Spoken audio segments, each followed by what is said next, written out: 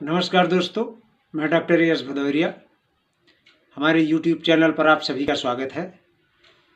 दोस्तों, आप हमारे चैनल को यदि सब्सक्राइब न किए हों तो सब्सक्राइब कर लें,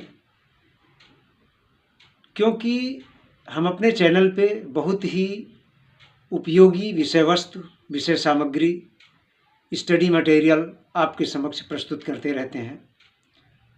दोस्तों, आपने अभी निष्ठा प्रशिक्षण में हमारा वीडियो देखा होगा, विद्यालय आधारित आकलन का। तो उसमें हमने 20 प्रश्नों की प्रश्नावली आपके समक्ष प्रस्तुत किया था, किंतु उस प्रश्नावली में हो सकता है कि विद्यालय आधारित आकलन पर आपकी समझ अच्छे से ना बनी हो। तो आज हम विद्यालय आधारित आकलन यानी स्कूल बेस्ड असेसमेंट की एकदम क्लियर अवधारणा से परिचित कराएंगे आपको। विद्यालय आधारित आकलन क्या है, विद्यालय आधारित आकलन कौन करता है, विद्यालय आधारित आकलन का उद्देश्य क्या है, यह किस सिद्धांत पर कार्य करता है, इसकी क्या विशेषताएं हैं, इसके सभी अंगों को हम जान लेंगे तो विद्यालय आधारित आकलन क्लियर हो जाएगा। इसकी अवधारणा आपको समझ में आ जाएगी, इसका कॉन्सेप्ट क्लियर हो जाएगा। तो इसी वजह से आज हम विद्यालय आधारित आकलन को लेकर आपके समक्ष पुनः उपस्थित हुए हैं। तो आइए देखिए स्कूल बेस्ड असेसमेंट अर्थात विद्यालय आधारित आकलन क्या है। तो दोस्तों, विद्यालय आधारित आकलन यानी स्कूल बेस्ड असेसमेंट क्या है, पहले हम बात करते हैं ये है क्या। तो सतत एवं व्यापक मूल्यांकन, continuous and comprehensive evaluation CCE के क्रियान्वयन में कमियों के कारण उत्पन्न हुई विकृतियों और कमियों को दूर करने के लिए विद्यालय आधारित आकलन को अगली पीढ़ी के आकलन के रूप में प्रस्तावित किया गया है। यह विद्यालय में तथा विद्यालय के लोगों द्वारा किया जाने वाला आकलन है। यह सीखने के लिए आकलन यानी असेसमेंट फॉर लर्निंग की व्यापक प्रक्रिया में निहित है। अब हम बात करते हैं इसका मुख्य उद्देश्य क्या है। स्कूल बेस्ड असेसमेंट का मुख्य उद्देश्य क्या है, इसकी हम बात करते हैं। तो इसका उद्देश्य है बच्चों की सीखने की ज़रूरतों को समझने के लिए उन्हें अपनी दक्षता बढ़ाने में सहायता देना, इसका उद्देश्य है। इसका दूसरा उद्देश्य है यदि बच्चों को सीखने में कोई परेशानी है तो उसे दूर करने में मदद करना, इसका उद्देश्य है। इसका तीसरा उद्देश्य है सतत एवं व्यापक मूल्यांकन की प्रक्रिया में सहायता देना। चूँकि सतत एवं व्यापक मूल्यांकन की प्रक्रिया उपयुक्त तरीके से नहीं चल रही थी, सतत एवं व्यापक मूल्यांकन का सपना पूरा नहीं हो पा रहा था, इसीलिए तो विद्यालय आधारित आकलन का आगमन हुआ है। इसका अगला उद्देश्य है योगात्मक आकलन अर्थात समेटिव असेसमेंट के घातक परिणाम से पीछा छुड़ाना। तो विद्यालय आधारित आकलन जो है, जो हमारी समेटिव असेसमेंट है, योगात्मक आकलन है, ये हमारे लिए, हमारे बच्चों के लिए, हमारे देश के लिए बहुत अच्छी चीज़ नहीं है। इसका घातक परिणाम आता है। योगात्मक आकलन का तात्पर्य है कि साल भर कक्षा चले और उसके बाद एग्ज़ाम हो और फिर देखो कि बच्चा फेल हो गया कि पास। तो अगर साल भर के बाद परीक्षा हो और बच्चा फेल हो जाता है तो उसकी मानसिकता पर बुरा असर पड़ता है। यह चीज़ अमनोवैज्ञानिक है। इसलिए योगात्मक आकलन को हटाने के लिए स्कूल बेस्ड असेसमेंट लाया गया है और सही मूल्यांकन वही कर सकता है जो बच्चों के संपर्क में रोज रहता है, जो उसका रोज पढ़ाने वाला शिक्षक होता है। तो इसलिए विद्यालय आधारित आकलन का समावेश हुआ है।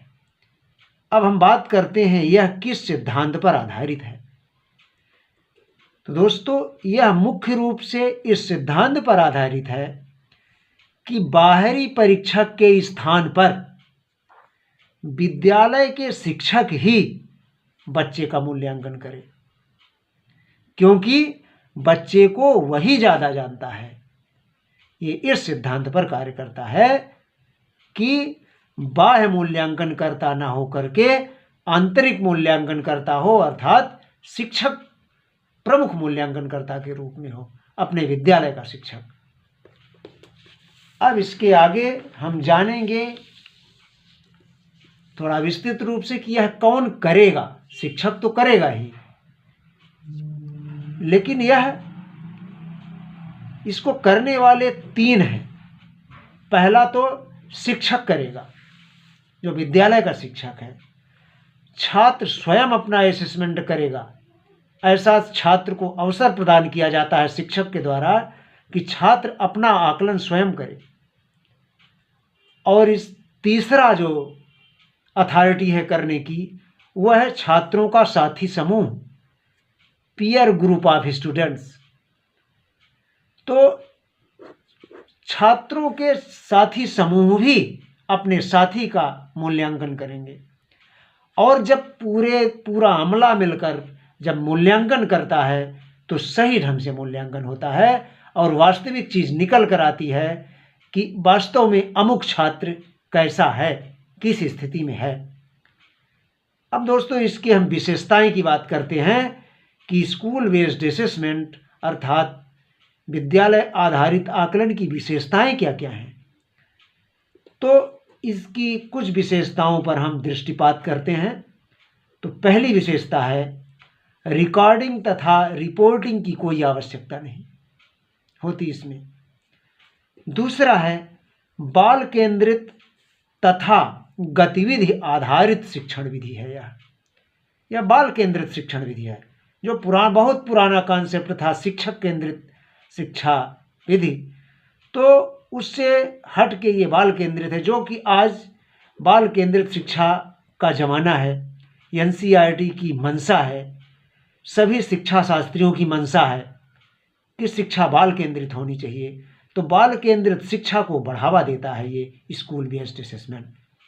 तो बाल केंद्रित तथा गतिविधि आधारित शिक्षण विधि है, ये गतिविधि पर आधारित है। ये रटने की तीसरा है इसकी विशेषता कि रटने की बजाय योग्यता विकास पर बल देता है ये स्कूल बेस्ड असेसमेंट। चौथा है शिक्षक के अतिरिक्त स्वयं छात्र एवं सहपाठियों के द्वारा किया जाकर आकलन को व्यापक बनाना, इसकी ये विशेषता है कि शिक्षक तो करता ही है मूल्यांकन, छात्र स्वयं करता है और उसके सहपाठी उसका मूल्यांकन करते हैं। इसकी अगली विशेषता है कि भय तथा तनाव रहित वातावरण रहता है इसमें। विद्यार्थी बिल्कुल भयमुक्त रहते हैं इसमें। अगला है